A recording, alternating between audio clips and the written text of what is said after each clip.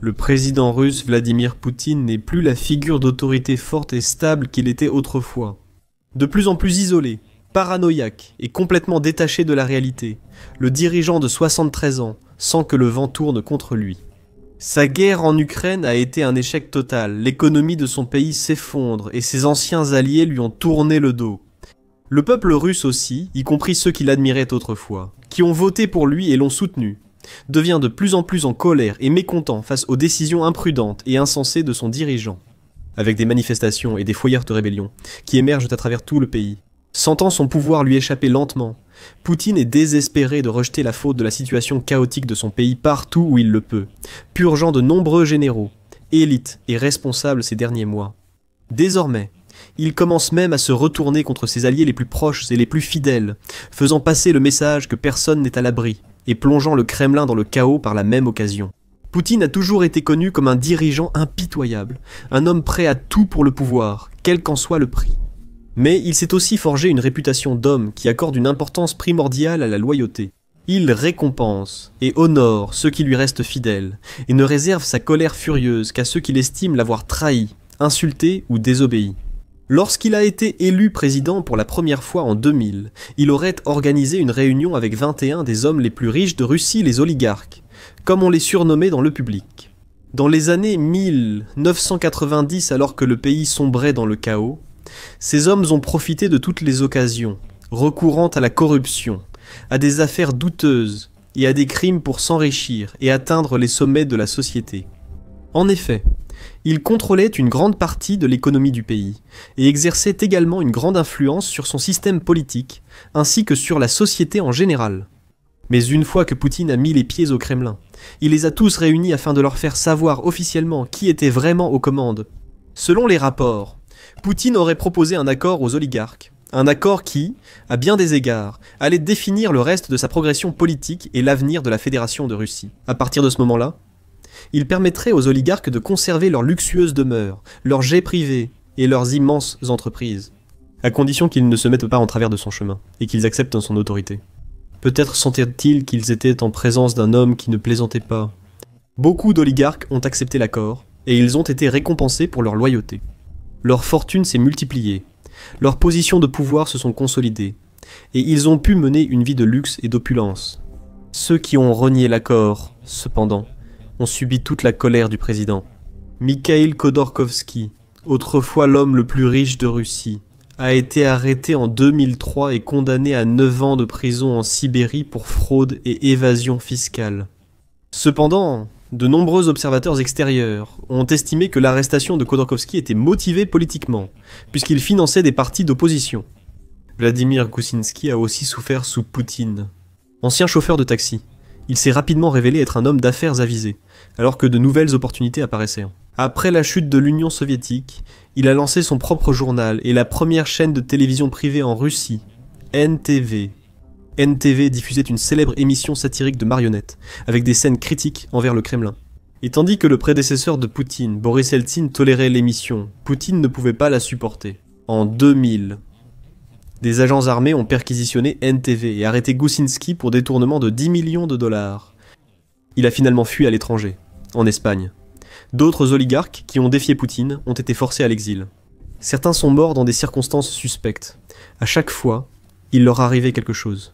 Cela a contribué à asseoir le statut de Poutine en tant que dirigeant qui valorisait manifestement la loyauté, mais abhorrait la désobéissance et la dissidence. Et il n'hésitait pas à punir ceux qui se mettaient à dos. Dans son autobiographie, le dirigeant russe a même proclamé « J'ai beaucoup d'amis, mais seules quelques personnes me sont vraiment proches. Ils ne sont jamais partis ni trahis, et moi non plus. Pour moi, c'est l'essentiel. » Cela dure depuis longtemps. Poutine a probablement écarté de nombreux responsables et membres de l'élite qui l'ont contrarié. Mais il est toujours resté fidèle aux rares élus loyaux et engagé envers la cause du Kremlin. Mais tout cela commence à changer, puisqu'il y a eu pas moins de 4 exemples, très médiatisés récemment, de personnalités russes loyalistes, qui ont été écartées ou punies par le Kremlin. Sergueï Markov en faisait partie. Politologue et journaliste, Sergueï Markov a occupé de hauts postes dans des institutions éducatives prestigieuses de Russie, dont l'Université d'État de Moscou.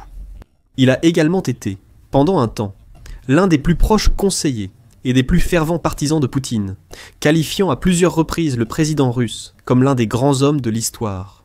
Pendant des années, Sergueï Markov a dit et fait tout ce qu'il fallait pour se rendre sympathique auprès du dirigeant russe, et a joui de beaucoup de pouvoir en échange de sa loyauté. Il a été membre de la Chambre publique de Russie pendant plusieurs années, et a été élu à la Douma d'État en 2007. Il a été l'un des porte-paroles les plus fiables de Vladimir Poutine lors des élections de 2012, apparaissant souvent dans les médias occidentaux, comme expert pro-Kremlin répétant la propagande de Poutine. Au début de la guerre en Ukraine, Markov a suivi la ligne officielle et répété ce qu'on attendait de lui, suivant la propre narration de Poutine et utilisant sa tribune pour influencer l'opinion publique et rallier le soutien à l'invasion. Il a affirmé par exemple que la guerre visait à libérer, non à combattre l'Ukraine. Comme Poutine, Markov a évoqué des néo-nazis et terroristes contrôlant l'Ukraine, affirmant que l'opération militaire spéciale russe était une intervention humanitaire. Il a aussi critiqué le rôle des États-Unis dans le conflit, déclarant à Sky News en 2022 que la guerre ne concernait pas seulement la Russie et l'Ukraine. C'est une guerre entre la Russie et la marionnette américaine en Ukraine, une libération de l'Ukraine et une guerre par procuration des États-Unis contre la Russie. Nous estimons que l'Ukraine n'a pas de gouvernement indépendant, celui-ci étant entièrement contrôlé par la sécurité américaine. Markov a été un fidèle serviteur de Poutine pendant des années. Cependant, le 22 août de cette année, il a été officiellement classé comme agent étranger par le ministère russe de la Justice. Cette étiquette est généralement réservée aux personnes que Moscou considère comme collaborant avec d'autres pays, ou s'engageant dans des manœuvres politiques contre le Kremlin, d'innombrables journalistes, militants, célébrités, et même de simples citoyens russes, qui ne sont pas d'accord avec le régime actuel ou qui manifestent leur soutien à d'autres pays, ont été considérés comme des agents étrangers et traités, en pratique, comme des criminels. Mais c'est l'une des rares occasions où un analyste politique aussi en vue, qui a passé toute sa carrière à soutenir Vladimir Poutine et le Kremlin, se voit attribuer la même étiquette. Cela serait arrivé parce que Markov serait soupçonné de maintenir des liens étroits avec les élites politiques de l'Azerbaïdjan. Ces derniers temps, les relations entre Moscou et Bakou ont atteint leur niveau le plus bas, mais Markov aurait continué à se rendre sur place et à rencontrer des responsables azerbaïdjanais, allant jusqu'à s'incliner et ramper aux pieds du président Ilham Aliyev, selon Alexandre Kot, correspondant de guerre autoproclamé. Naturellement, cela n'a pas plu à Poutine. Il exige une loyauté absolue, et n'apprécie guère ceux qui manifestent une quelconque allégeance ou proximité avec les dirigeants d'autres pays, surtout ceux qui l'ont contrarié ou défié. Ainsi, Markov a été puni, et il aura presque certainement du mal à retrouver son statut d'autrefois.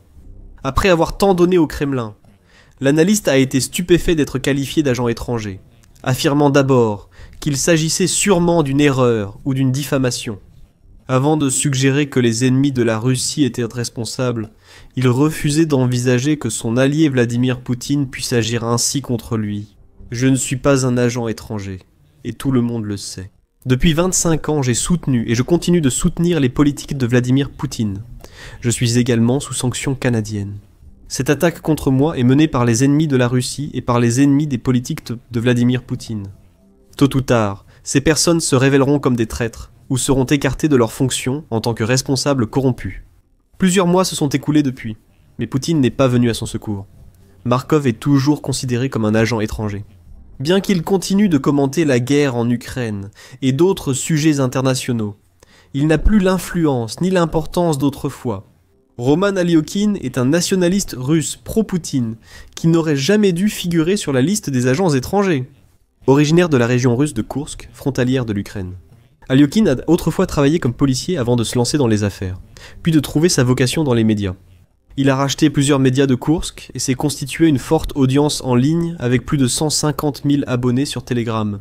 Après le début de l'invasion de l'Ukraine, en 2022, il a publié régulièrement sur le conflit et collecté des fonds pour ceux en première ligne.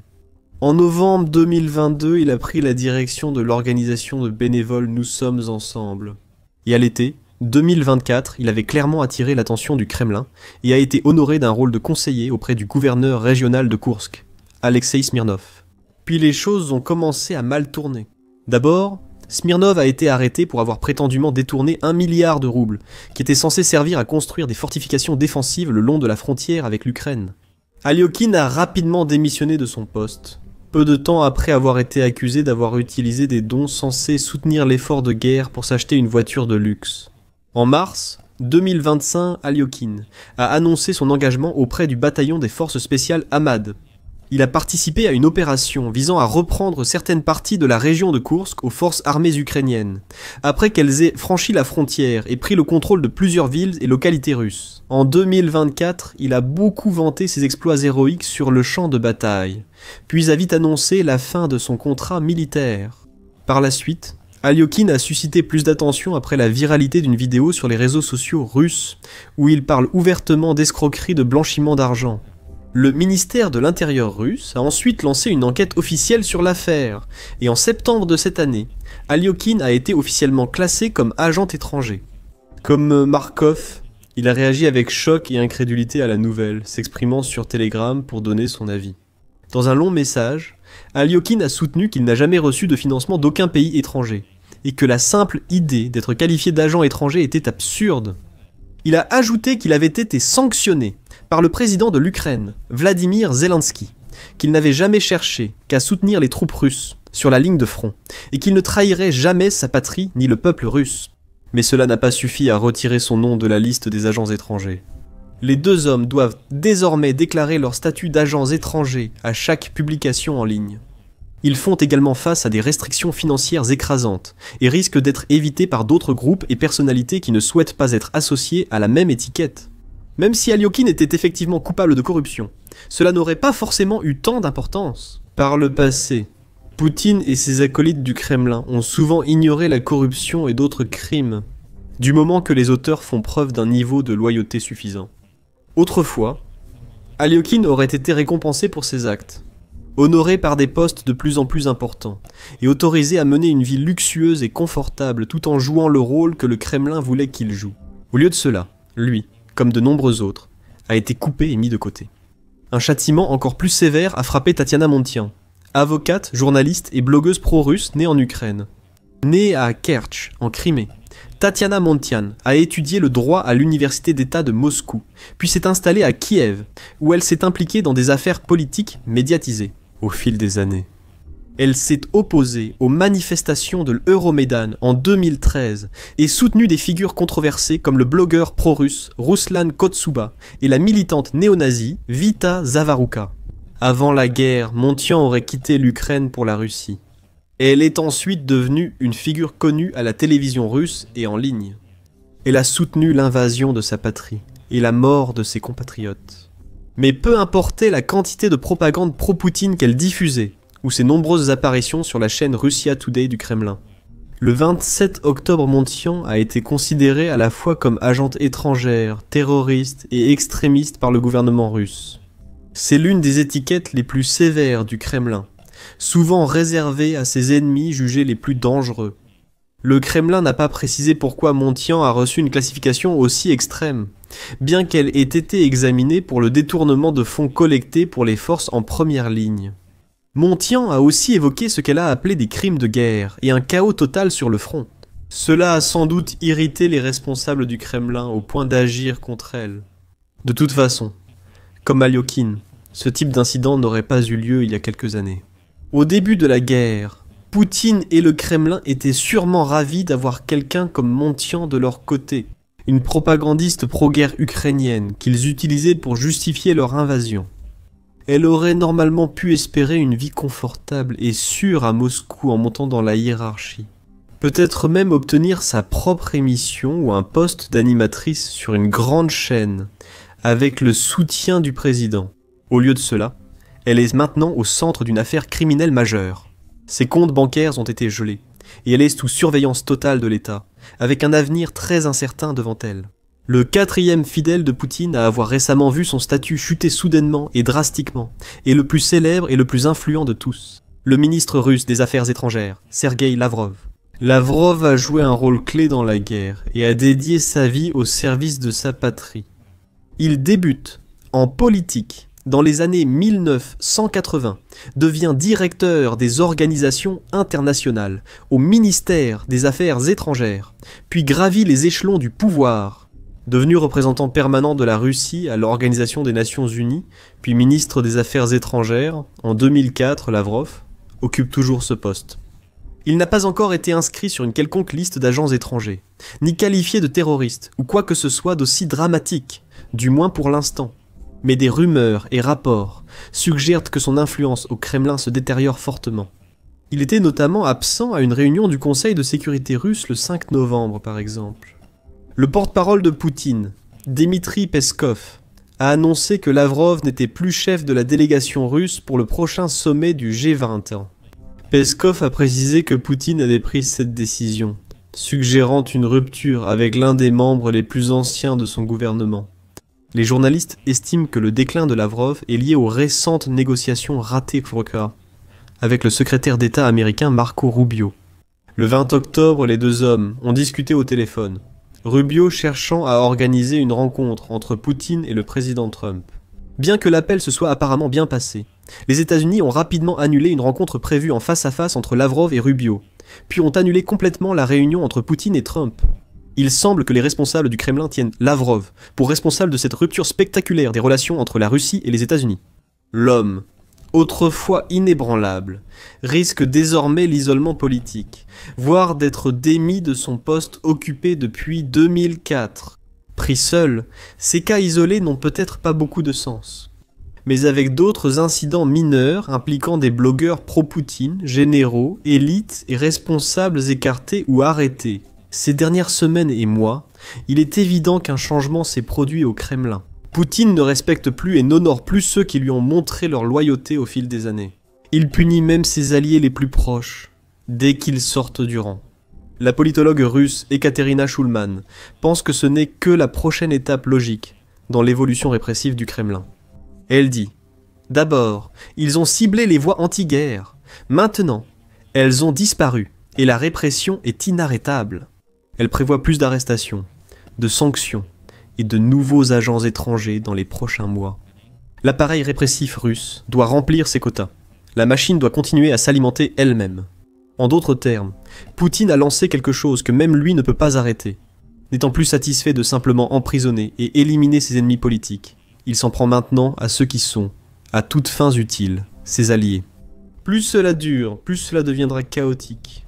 Même les ministres du gouvernement, les oligarques loyalistes et les propagandistes de longue date commencent à regarder par-dessus leur épaule, se demandant si leur nom sera le prochain sur la liste noire du président. Et cela pourrait s'avérer fatal pour Poutine à long terme, car la liste de ceux qui lui restent fidèles ne cesse de rétrécir, le laissant totalement dépourvu d'alliés au moment où il en a le plus besoin. Découvrez comment les plus proches alliés de Poutine commencent à s'éloigner de lui dans cette vidéo, qui montre comment les régimes fantoches du Kremlin rompent peu à peu leurs liens avec Moscou. Ou regardez cette vidéo pour voir comment un responsable russe a récemment prédit une possible guerre civile sur le sol russe dans un avenir pas si lointain. Et enfin, n'oubliez pas de vous abonner à notre chaîne pour rester informé et à jour sur toutes les dernières actualités militaires de Russie, d'Ukraine et d'ailleurs dans le monde.